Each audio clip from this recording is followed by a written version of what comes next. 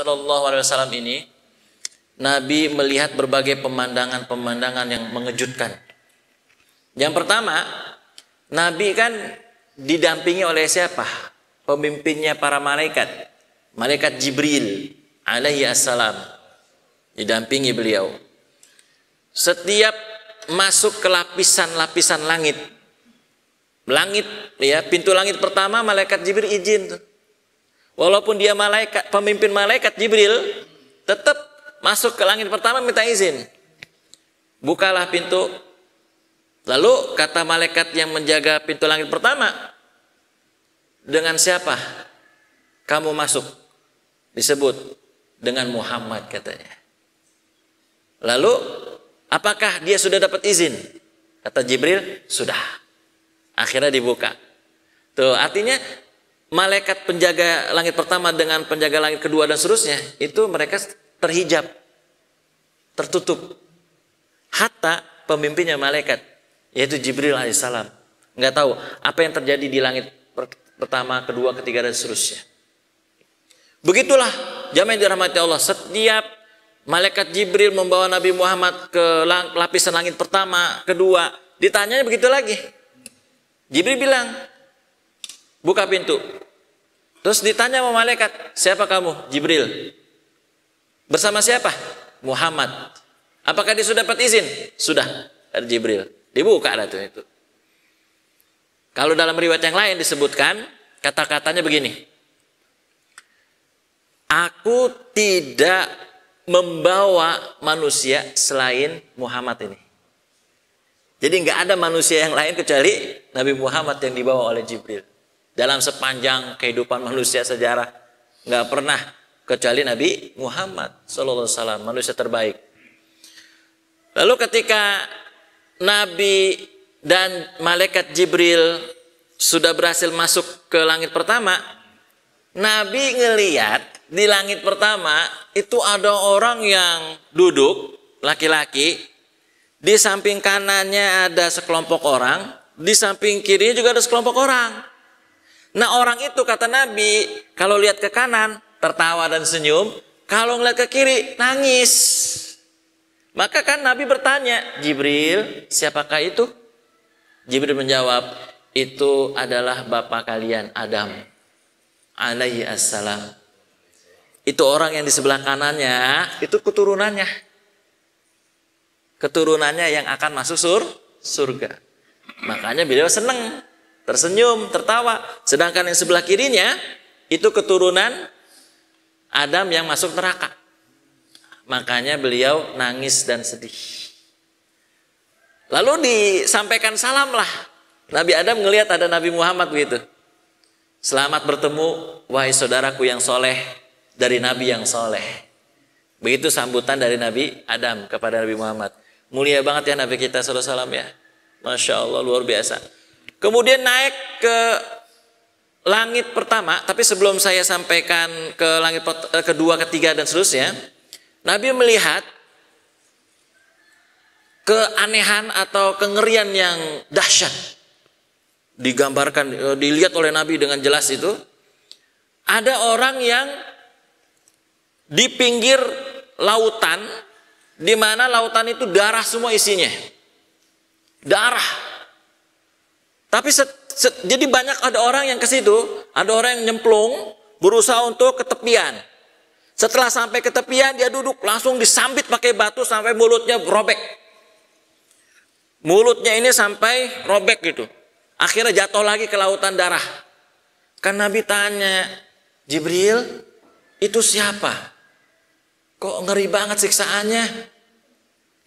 Kata Jibril alaihissalam, Muhammad, itulah orang yang memakan harta anak yatim. Orang yang memakan harta anak yatim akan diceburkan ke lautan darah. Nggak betah kan? Darah kayak gimana sih? Amis. Nggak enak lah. Najis. Dia langsung ke tepian lagi. Setelah sampai ke tepian, disambit dengan sangat kencang mulutnya, sampai robek, terjatuh lagi dia. Ntar ke tepian lagi, disambit lagi mulutnya, jatuh lagi. Begitu terus. Dahsyat dan ngeri. siksaan tersebut. Makanya Nabi kaget kan? Masya Allah. Ngeri sekali itu Jibril. Siapakah gerangan itu? Kemudian Nabi juga melihat ada orang yang disuguhkan makanan. Yang pertama makanan yang baik, yang kedua makanan yang busuk. Tapi orang itu justru memilih makanan yang busuk. Bahkan Nabi kaget, nggak percaya. Kok bisa dia milih makanan yang busuk daripada makanan yang enak? Ditanya Nabi, Jibril, siapa itu? Kok aneh? Dikasih makanan yang enak kok nggak mau? Malah milihnya makanan yang busuk. Muhammad, kata malaikat Jibril, Muhammad, itulah orang-orang yang berzina. Yang berzina. Kenapa dia bisa milih kayak gitu? Karena dulu waktu di dunia, dia lebih memilih berzina daripada yang halal, nikah. Karena ada disediakan nikah, tapi dia nggak gunain. Malah dia justru ya jalan pintas. Di luar nikah, berzina. Wal iyadzubillah min dzalik. Bunting duluan sebelum menikah. Wal iyadzubillah min dzalik. Terus Nabi juga melihat ada orang yang perutnya gede banget. Sampai kayak balon mau meledak. Gede banget perutnya. Sampai kagak bisa jalan Bapak-bapak Ibu. Nggak bisa jalan nih orang. Karena keberatan perut gendut itu kan. Akhirnya dia telentang. Ya kan? Telentang. Gede banget. Ada orang yang diseret. Diinjak-injak tuh perutnya. Diinjak-injak perutnya. Sampai pokoknya diinjak gitu. Sampai mungkin kesakitan ya. Terus Nabi kaget. Jibril, itu siapa? Kata Jibril, itu pemakan riba Muhammad. Pemakan harta riba. Perutnya membesar. Terus siapa yang injak-injak tadi itu? Keluarganya Firaun. Yang mau diseret ke api neraka. Ngelewatin tuh yang pemakan riba. Diinjak deh tuh. Firaun juga lagi mau diseret tuh ke neraka. Firaun diseret ke nerakanya setiap pagi sama sore. Diteng-teng, pokoknya diseret lah. Tahu kan diseret ya kan? Pokoknya diseret gitu kan. Setiap pagi dan sore. Nah itu pasti nginjekin orang yang pemakan riba. Begitulah jamaah yang dirahmati Allah. Ngeri banget apa yang Nabi lihat. Terus Nabi, mohon maaf ibu-ibu haji yang dirahmati Allah. Nabi juga ngelihat, nauzubillah min dzalik. Perempuan banyak di neraka adanya. Perempuan banyak di neraka. Kaget Nabi. Kok bisa? Ya Jibril, itu perempuan banyakan di neraka. Kenapa? Nih sebabnya, jamaah yang dirahmati Allah. Kata Jibril, sebabnya dia tidak berterima kasih kepada suaminya. Jadi wanita ini tidak bersyukur dan tidak berterima kasih kepada suami. Maksudnya gimana? Dijelasin dalam hadis. Para ulama juga menjelaskan. Maksudnya kalau suami melakukan kesalahan satu aja, kebaikan yang udah banyak kagak dianggap gitu. Lagi marah nih, lagi marah. Kamu ini nggak pernah begini-begini. Padahal pernah dan banyak dia melakukan kebaikan untuk istrinya. Masya Allah, luar biasa. Apalagi istri zaman sekarang. Enggak, ibu-ibu mah solehah semua, amin ya Allah. Ini di luar sono kan, zaman sekarang nih, bukan zaman old. Bini-bini istri zaman sekarang suka ngasih pilihan. Kamu lebih milih ibu kamu, mas, apa aku sebagai istri? Waduh, disuruh pilih begitu. Ya kan? Disuruh pilih gitu.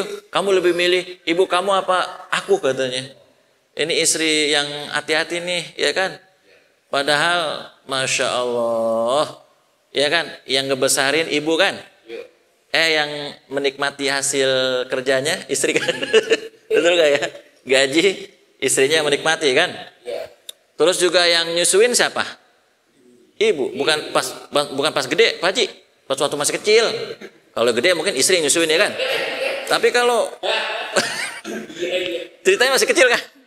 Bukan yang pas gede, bukan. Ya kan? Kan ibu ya. Tuh, lihat aja semuanya ibu. Makanya jamaah yang dirahmati Allah Ta'ala, kalau ada yang kayak gitu tuh pilihan, fix lah. Itu istri yang nusyus. Apa itu? Durhaka. Mestinya nggak boleh seperti itu. Ya, dia dukung ya untuk anaknya berbakti kepada orang tuanya, gitu ya. Nah itu tuh kata Nabi, kata Jibril, sebabnya karena kufur kepada suami.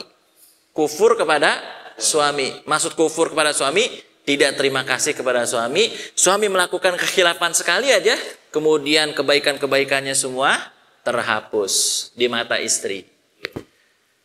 Nah jamaah yang dirahmati Allah Ta'ala, itulah peristiwa-peristiwa yang dilihat oleh Nabi yang sangat mengerikan gitu ya. Dan masih banyak lagi peristiwa-peristiwa yang dilihat oleh Nabi SAW. Ada yang lidahnya itu tuh digunting, nyambung lagi, digunting, nyambung lagi, digunting, nyambung lagi. Dia sendiri yang gunting, nyambung lagi. Itu siapa tuh? Itu yang tukang gibah tuh, yang tukang ngomongin kejelekan orang gitu kan. Lidahnya digunting. Dia kalau ngomong sama tetangga tajam banget tuh lidah. Nah itu tuh orang kayak gitu nanti yang guntingin lidahnya sendiri. Nauzubillahi min dzalik. Makanya Nabi pernah memvonis ada seorang wanita puasanya rajin, tahajudnya rajin. Kata Nabi, dia penghuni neraka. Kan kaget sahabat. Kok bisa Nabi? Dia kan solehah. Dia rajin puasa sunnah. Terus rajin sholat tahajud. Kenapa kau vonis ke neraka? Karena lidahnya kalau ngomong tajam. Tetangga suka tersakiti hatinya. Ya. Kalau dia ngomong, aduh nggak enak banget didengarnya gitu. Tetangga sampai tersayat-sayat hatinya. Ya kan? Kata Pak Haji Jago nih, nyanyian MZ apa tuh Maggie Z. Lebih baik sakit apa itu? Lebih sakit hati daripada itu deh. Iya kan? Ya kayak begitu dah, ya kan? Hati itu lebih. Beliau ini penerusnya Ebit Gade nih kan, Masya Allah. Ebit Gade masih ada, masih hidup atau udah meninggal ya? Oh masih ada, saya udah lupa. Soalnya lirik-liriknya syair-syair bagus semua ya. Ada yang bagus gitu ya. Baik jamaah yang dirahmati Allah Ta'ala. Kemudian Nabi SAW melanjutkan perjalanannya ke langit kedua. Ke langit kedua, Nabi ketemu dua nabi. Nabi Muhammad ketemu dua nabi. Dan ini masih ada hubungan kekerabatan. Nabi Isa dan Nabi Yahya. Nabi ngelihat fisiknya Nabi Isa. Jadi fisiknya Nabi Isa itu kata Nabi, nggak terlalu tinggi, nggak terlalu pendek. Terus rambutnya, kata Nabi Muhammad nih, rambutnya Nabi Isa itu kelimis, kayak habis pakai minyak rambut. Ya kan, kayak habis kalau saya dulu waktu SD pakai minyak kelapa. Ya kan, minyak kelapa rambutnya kan dulu begitu ya. Tapi minyak kelapa yang wangi, enak gitu kan. Nah, kan kelimis tuh. Ya daripada kayak belum mandi kan. Baiknya adanya minyak kelapa, kagak ada pomade yang lain. Udah minyak kelapa kita pakai ya kan. Kan kesannya kan kayak habis pakai minyak rambut. Padahal minyak kelapa itu. Ya kan, kita pakai itu. Nah, Nabi Isa kayak gitu kelimis banget rambutnya. Cara Nabi. Terus Nabi Isa dan Nabi Yahya bilang, "Selamat bertemu wahai saudaraku.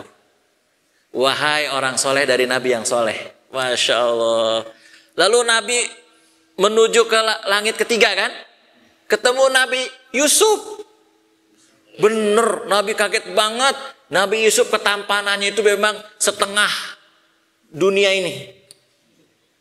Ya kan, diborong semua kayaknya Nabi Yusuf ya kan. Ketampanannya gitu. Siapa tuh? Almah. Ya kan? Ini film Al sama si Andin. Ya Allah tuh ibu-ibu gak jadi cerai syukuran. Ya Allah ya Rob. Masya Allah semangat banget nonton sinetron. Padahal sinetron ya baperan banget gitu. Kagak jadi cerai tuh Al sama Andin nih, ya kan? Langsung syukuran. Nasi tumpeng lagi. Aduh ya Allah Rob. Ini roman-romannya sinetron. Penggantinya tersanjung nih kayaknya mah. Ya kan? Baperan banget ya. Masya Allah. Nah, Nabi ngelihat Nabi Yusuf bener-bener mukanya tuh ganteng banget. Ya kan? Nabi ngasih langsung. Bener, ini kata Nabi. Bener ini. Yusuf mukanya itu setengah kegantengan daripada dunia gitu kan. Berarti yang, oh gitu ibu. Sampai ada yang ini ya keiris kan. Keiris, lagi motong bawang, cabai gitu kan. Keiris karena ngeliat ketampanannya. Karena setengah dari dunia. Berarti yang ganteng-ganteng ini cuma ya dibagi-bagi tuh. Setengah dibagi-bagi seperempat, ya kan? Jadi dikit ternyata. Seganteng-gantengnya orang di dunia, ya jauh lah sama Nabi Yusuf alaihi salam. Nah, ntar kita di surga minta nama Allah ketemu Nabi Yusuf ya kan. Amin ya rabbal alamin. Kita bisa ketemu. Ya. Mimpi, udah ada yang pernah mimpi kali ya ketemu Nabi Muhammad gitu ya. Kalau saya pernah mimpi ketemu Nabi Muhammad usia SMP. Tapi sahabat Nabi belum. Ya, sahabat Nabi belum, tapi Nabi Muhammad sudah pernah waktu SMP. Lagi tidur di masjid. Emang waktu muda mah tidur di masjid dulu. Ya kan? Punya rumah, punya, cuman senangnya tidur di masjid. Ya, nggak tahu dah, senang aja dah begitu di masjid. Ya. Nah, jamaah dirahmati Allah taala, setelah lapisan langit ketiga ketemu Nabi Yusuf, kemudian Nabi naik lagi dibawa sama Jibril, langit keempat ya. Itu beliau ketemu dengan Nabi Idris. Nabi Idris sesuai dengan firman Allah wa rafa'nahu makanan aliyya. Idris Allah tinggikan derajatnya. Maka ada di lapisan langit keempat. Ya kan? Terus Idris juga menyampaikan salam. Selamat bertemu wahai saudaraku yang soleh. Lagi menuju langit kelima, lapisan langit kelima, ketemu Nabi Harun alaihi assalam. Lagi-lagi Nabi Harun itu menyampaikan salam. Selamat bertemu wahai saudaraku yang soleh. Kemudian setelah langit ke berapa tadi? Kelima, Nabi menuju langit ke 6. Ketemu Nabi Musa. Ya, mohon maaf ya, ini di hadis nih. Ada di Al-Bukhari dan di riwayat Al-Baihaqi dalam kitab Dalain An-Nubuwah itu. Jadi begini, ketika ngelihat Nabi Musa, Nabi melihat fisiknya Nabi Musa. Mohon maaf ya, ini kan memang harus dijelasin ya. Nabi Musa fisiknya hitam, kemudian badannya kurus. Itu Nabi Musa alaihi assalam. Ya kan? Ya nggak tahu dah hitam manis atau hitam benar, kita nggak dijelasin dalam hadis gitu kan. Hitam manis atau hitam, ya kan? Ya kan? Kalau kita, alhamdulillah kan hitam manis, manisnya dibuang tinggal hitamnya doang, ya kan?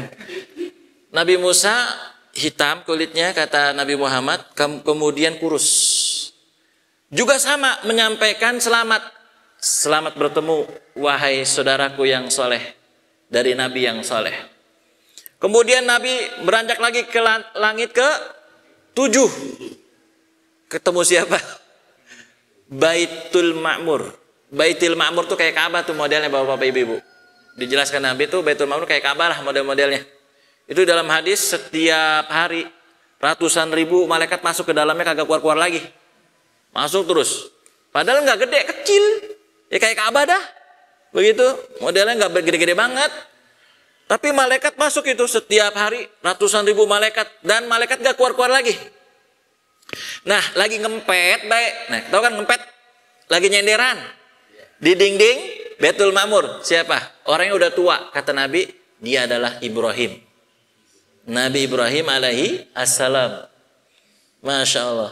Apa sambutan dari Nabi Ibrahim? Nabi Ibrahim lain sambutannya. Selamat bertemu wahai anakku. Tuh, emang keturunannya. Ya kan? Selamat bertemu wahai anakku. Kata Nabi Ibrahim, anakku yang saleh. Masya Allah. Nah, selepas dari langit ke-7, baru kemudian ke Sidratul Muntaha. Nah, di situ gambaran dalam hadis Sidratul Muntaha kayak surga.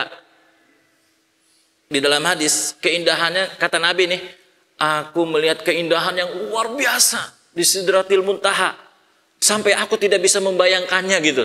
Saking indahnya. Jadi ada daun-daun sebesar kuping gajah dan ada perhiasan yang begitu melimpah dan banyak. Pokoknya indah dilihat. Apalagi emak-emak yang ngelihat, wah, lihat perhiasan ya kan, oh ya kan, matanya langsung seger.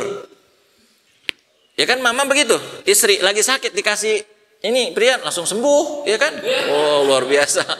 Makanya kalau istri lagi sakit kasih dah tuh yang sesuatu yang berharga, ya kan, perhiasan apalah. Insya Allah dia langsung semangat sembuh gitu kan. Nah jadi keindahannya nggak bisa dibayangkan oleh Nabi Shallallahu Alaihi Wasallam. Nah di Sidratul Muntaha kemudian ada cahaya Allah yang begitu terang. Nah dari situlah kemudian dapat perintah sholat 50 waktu alias gocap. 50 waktu tuh sholat sehari semalam. 50 waktu kan? Masya Allah. Turun itu ke Nabi Musa dah ya. Singkat cerita ya, ke Nabi Musa. Nabi Musa ngusulin, Muhammad, mintalah sama Allah keringanan. Umat kamu kagak kemarin kuat. Apalagi makannya oncom doang sama tempe, ya kan? Umat kami aja nih yang makannya daging-daging. Ya kan belum tentu kuat. Masa umatmu ini 50, mintalah keringanan. Ini jangan pakai logika ya. Tolong pakai iman. Kalau pakai logika, kok bisa dikurang-kurangin begitu kan, begitu ya?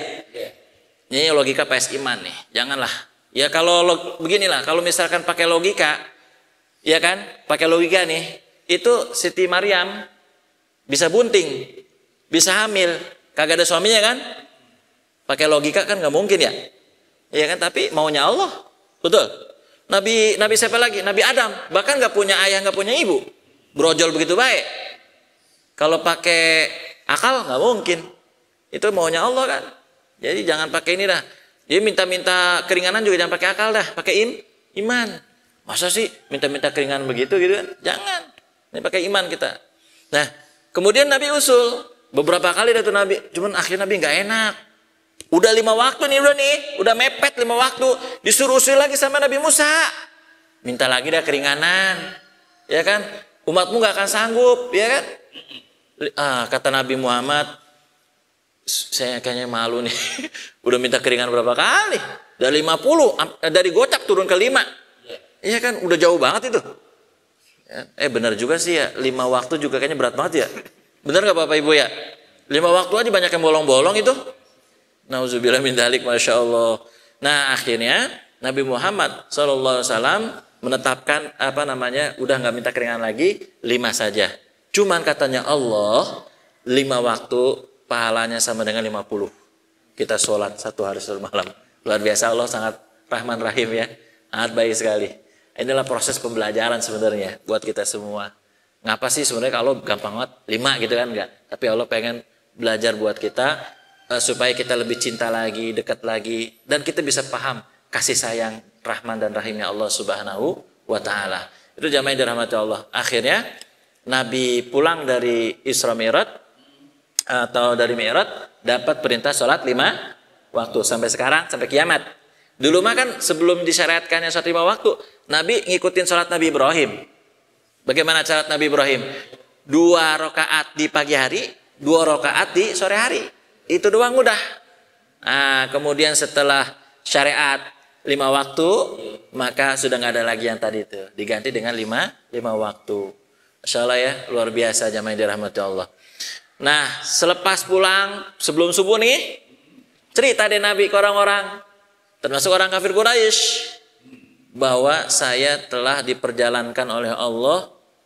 Ya, orang kafir Quraisy seneng ya kan?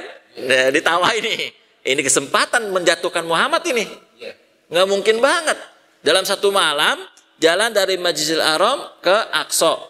Balik lagi sebelum subuh. Nggak logik. Apalagi sempat naik katanya ke langit. Apalagi nggak logik banget. Udah dah. Wow, jadi senjata ini bagi orang-orang musyrikin. Diceritainlah Muhammad gila. Muhammad pembohong. Akhirnya orang kafir Quraisy mendatangi sahabat Nabi tercinta, Sayyidina Abu Bakar As-Siddiq radhiyallahu anhu. Tujuannya supaya Abu Bakar nggak percaya kepada Nabi Muhammad dan meninggalkan agama Nabi Muhammad SAW. Apa jawaban yang mantap dari Abu Bakar As-Siddiq radhiyallahu anhu? Nggak nyangka nih orang kafir, disangkanya nggak percaya ya kan? Betulkah beliau, maksudnya Muhammad itu berjalan dari Masjidil Haram ke Aqsa kemudian ke langit? Betulkah dia mengatakan? Betul, dia mengatakan. Oh, kalau dia yang mengatakan kayak begitu, betul, bahkan jauh lebih nggak masuk akal dari itu kata Abu Bakar, maka aku percaya kalau beliau yang mengatakan. Mas sejak itulah Abu Bakar As-Siddiq diberi gelar As-Siddiq, yang membenarkan. Jadi pada saat orang nggak percaya, makanya kemuliaan Abu Bakar terletak di kecintaan, ketulusan, ketundukan, kepasrahan. Itu kemuliaan dari Abu Bakar As-Siddiq. Iya kan? Kan kalau di sahabat-sahabat Nabi, kalau ditanya siapa yang sahabat Nabi yang berilmu, muncul tuh disebut nama Ibnu Mas'ud. Ya kan? Kemudian muncul nama Ibnu Abbas. Muncul nama sahabat Zaid bin Harithah. Atau Zaid bin Sabit. Kalau disebut misalkan yang sahabat yang ahli perang, muncul tuh disebut nama Khalid bin Walid, terus Usamah. Kemudian sahabat yang ahli manajemen pemerintahan, muncul nama Umar bin Khattab radhiyallahu anhu. Terus kalau disebut sahabat yang paling dermawan, muncul nama Utsman bin Affan. Abu Bakar jarang kesebut, yang bagian depan. Paham ya? Kenapa?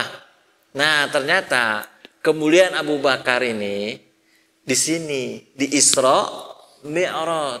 Kata Nabi, aku berdakwah kepada semua orang, awalnya ragu-ragu, cuman Abu Bakar lah yang gak pernah ragu terhadap dakwah yang aku sampaikan. Gitu tuh. Itu kemuliaan Abu Bakar. Dibanding bukan ini ya, sahabat punya kemuliaan yang lain. Makanya ini keahlian Abu Bakar begini. Kecintaan, ketulusan, keikhlasan, ketundukan, kepasrahan. Sampai begitu ngomongnya. Nah, jamaah yang dirahmati Allah, boleh jadi orang yang biasa-biasa aja, bukan ustadz, bukan kiai, ya biasalah, tapi ternyata dia di mata Allah sangat mulia. Ya, karena kecintaan, ketulusan. Dia nggak terkenal, nggak popularitas, nggak populer, nggak. Tapi ternyata dia tinggi di hadapan Allah, masya Allah. Seperti siapa itu? Namanya yang nggak terkenal di bumi, tapi terkenal di langit. Ya?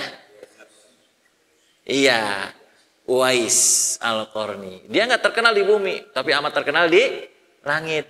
Jadi kita jangan menyepelekan orang-orang yang biasa-biasa aja itu. Jangan-jangan dia wali Allah Subhanahu wa taala. Nih, ciri-ciri wali Allah nih. Kalau kita bertamu, pernah ngalamin gitu ya. Dia orang miskin banget. Tapi kalau ada tamu, memuliakan banget, tamunya dimuliakan banget. Ya Allah, ketika ada tamu, dia langsung ke warung, beli jajanan buat tamu. Repot ke sana. Padahal dia boleh utang itu kan. Tapi demi untuk memuliakan tamunya, dia rela. Jangankan ini, anak aja kagak jajan-jajan.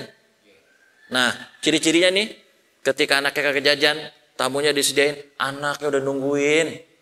Supaya ntar kalau tamunya pulang langsung dikerebutin kan. Bapaknya sampai begini bilang, ya kan? Tapi masih aja depong di situ kan. Tahu kan depong ya kan? Duduk aja gitu nungguin, ya kan? Tamu pulang gitu kan. Ya Allah ya Rob. Terus akhirnya bener, pas tamunya pulang langsung diserbu. Ketahuan banget jarang jajan tuh anaknya. Ini kan mulia banget orang miskin tapi sangat memuliakan tamu. Kan ada hadisnya tuh ya kan, man kana yu'minu billahi wal yawmil akhir falyukrim dhaifah. Barang siapa yang beriman kepada Allah dan hari akhir, muliakanlah tamunya. Ada pernah kita bertamu sama orang kaya raya, rumahnya gedongan, ya kan? Astagfirullahaladzim, makanan semua disegel. Bagaimana kita mau makannya? Ya kan disegel kan kagak enak, ya kan? Ya kan? Udah gitu cuman air putih doang yang di aqua gelas, juga kagak disediain. Disuruh ini sini nusuk-nusuk sendiri kan? Oh iya, lupa, silakan. Apaan silakan Bu? Orang masih disegel semua, nggak bisa dimakan, ya kan? Nah itu ada orang kaya raya yang gedongan, ada yang kurang menghormati tamu yang datang. Sedangkan orang miskin sangat banget repot ya kalau ada tamu datang tuh. Beli ini, beli itu, beli ini, beli itu, masya Allah. Itu jamaah yang dirahmati Allah Taala. Ya, peristiwa daripada Isra Mi'raj ini yang menjadikan mulia sahabat Nabi Abu Bakar As-Siddiq radhiyallahu anhu. Pada saat orang-orang masih ragu, sedikit pun Abu Bakar nggak pernah ragu. Dari awal menerima dakwah dari Nabi Muhammad, Abu Bakar nggak pernah ragu sedikit pun. Nah, jamaah yang dirahmati Allah Ta'ala, sebagai penutup yang ingin saya sampaikan, marilah kita jadikan peringatan daripada Isra Mi'rajnya Nabi Muhammad Sallallahu Alaihi Wasallam ini untuk supaya kita lebih mendekatkan diri lagi kepada Allah Ta'ala. Mi'raj namanya Mi'raj. Kita naiklah, jangan dibawa terus. Naik terus sampai akhirnya kita melihat, kalau udah sampai atas kan kita ngeliat dunia kecil banget. Betul gak ya? Kita naik pesawat nih, ya ampun, Depok, ya kecil banget. Ya, semakin ke atas semakin dunia kecil ya. Kecil. Tuh gitu tuh hikmah dari Isra Mi'raj. Harusnya kita begitu. Itu disebut dengan tasawuf, tazkiyatun nufus. Semakin ke atas dunia semakin kecil banget. Jadi makanya di Isra Mi'raj juga Nabi ketemu nenek-nenek yang dandan mulu. Udah tua dandan mulu. Kata Jibril, itulah dunia Muhammad. Dunia yang udah tua, peringatan daripada Isra Mi'raj ini bisa menambahkan keimanan dan ketakwaan kita semuanya. Dan kita bisa menghindari apa-apa yang dilihat oleh Nabi yang ngeri-ngeri itu tadi, yang disiksa, itu kita bisa menghindari. Dan bagi wanita-wanita yang banyak di dalam neraka juga bisa introspeksi. Semoga ibu-ibu yang ada di Masjid Al-Amin ini tidak menjadi bagian daripada wanita yang banyak di neraka tersebut. Amin ya rabbal alamin. Wallahu a'lam bishawab. Mungkin ada yang mau ditanyakan atau tambahan? Silakan, tafadhal masykuran. Ya, monggo. Terima kasih, pertanyaan yang sangat bagus dan kritis. Tapi sebelum saya jawab, jadi jamaah yang dirahmati Allah, argumentasi kita sampaikan. Jadi jumhur ulama memang ada sebagian kecil yang berpendapat itu hanya rohaninya saja, tidak jasmani. Tapi jumhur ulama mengatakan jasmani dan rohani. Jasmani dan rohani. Itu jumhur. Artinya mayoritas ulama. Argumentasinya apa? Itu jasmani dan rohani. Pertama, subhanalladzi bi'abdihi. Allah memperjalankan hambanya.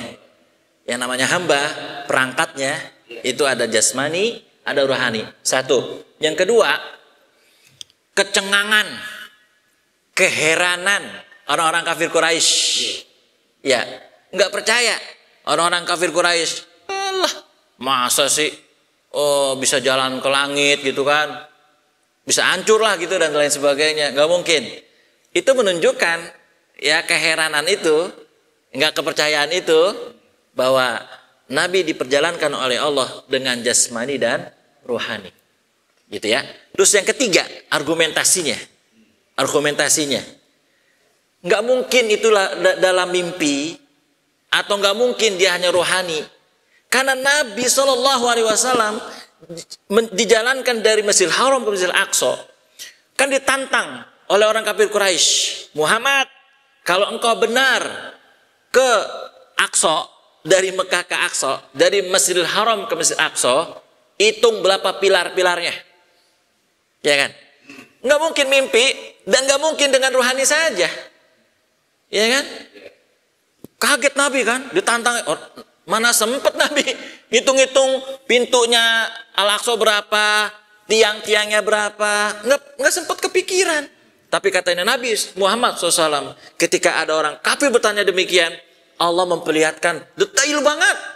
Kayaknya itu kayak di depan mata gitu. Dihitung apa Nabi? Sekitar. Jawabnya benar. Ini argumentasi ketiga nih. Ya kan? Dengan jasmani dan rohani.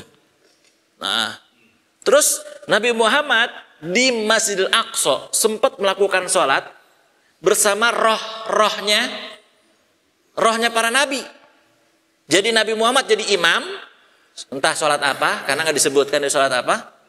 Nabi jadi imam, kemudian yang jadi makmum adalah roh-rohnya para nabi dan para rasul. Ya, jadi ketika Nabi jadi imam, imamnya itu dengan jasmani dan rohani. Tapi kalau nabi dan rasul yang lain, ya arwahnya aja, ruhnya aja gitu. Ya kan udah meninggal gitu. Itu jamaah macam. Itu argumentasi. Einstein itu udah membahas tentang hukum relativitas, apa itu namanya? Relativitas itu sama gratifikasi, iya kan? Gratifasi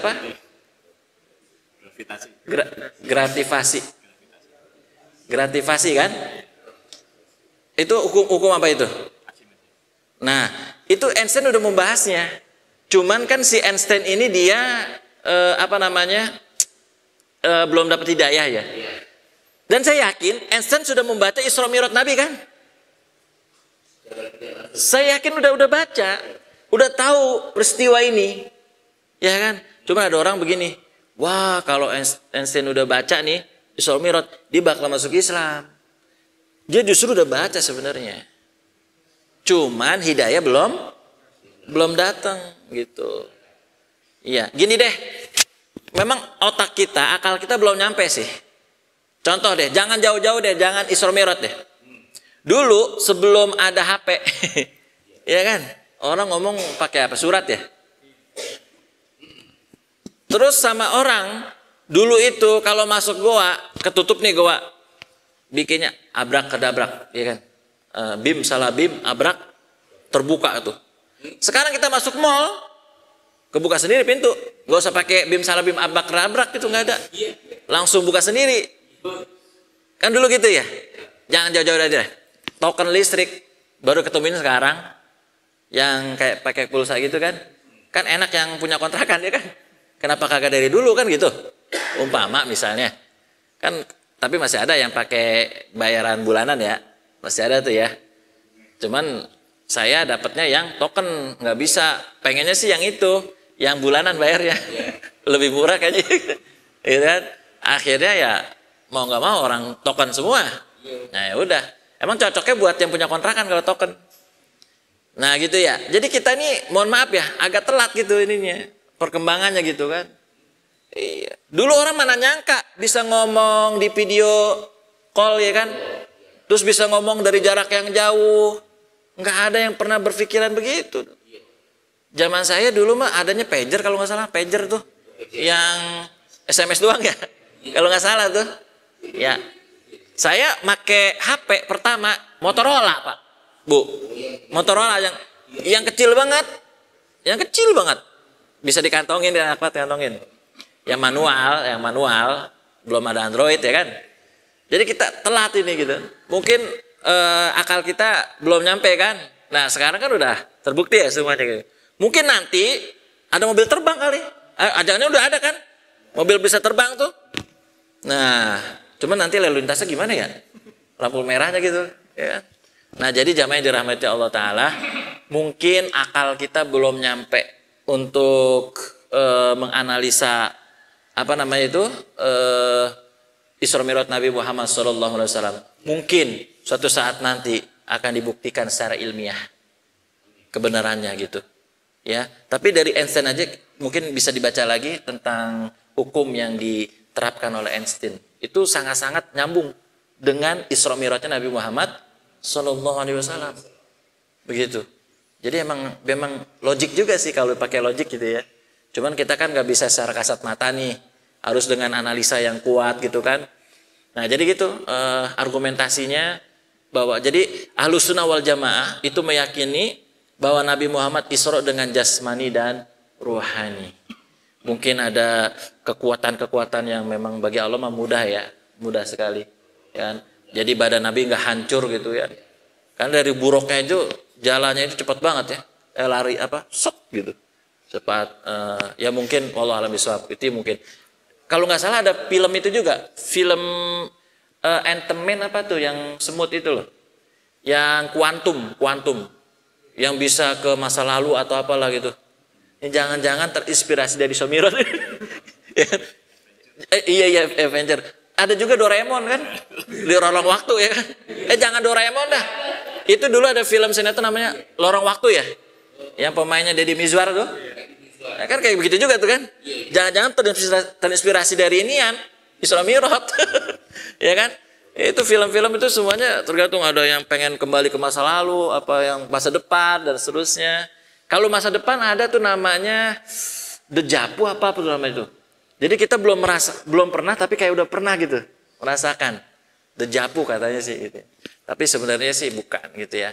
Cuman itulah apa namanya kebesaran dari Allah Subhanahu wa taala.